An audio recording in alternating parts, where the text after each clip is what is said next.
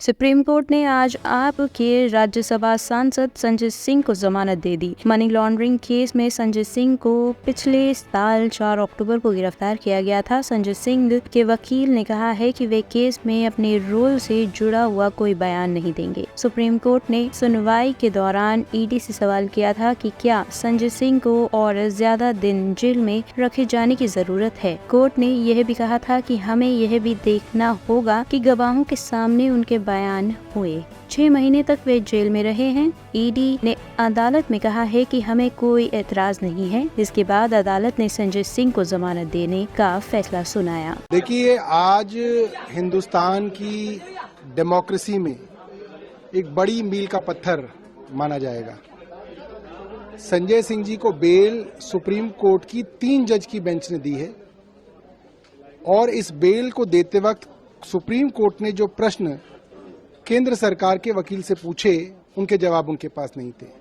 Supreme court ने पूछा, एक आदमी है दिनेश अरोड़ा, उसके 1-2 बार नहीं 10 बार अलग अलग बयान दर्ज किए गए। 10 के 10 बयानों में उसने संजय सिंह का कोई जिक्र नहीं किया। आपने उसको अरेस्ट किया, उसको सरकारी गवाह बनाया, फिर आपने उसको दोबारा अरेस्ट कर लिया और फिर आप उसका एक 11वां बयान लेते हैं जिसमें वो संजय सिंह के विरोध में एक गोलमोल स्टेटमेंट दे देते हैं। तो ये कौन तय करेगा कि 10 स्टेटमेंट गलत थी और 11वीं स्टेटमेंट सही थी। दूसरी बात सुप्रीम कोर्ट ने पूछी, इस पूरे के पूरे मामले में मनी ट्रेल कहां है, पैसे की रिकवरी कहां है, पैसा अगर कहीं खर्च हुआ तो आप बताइए कहां है।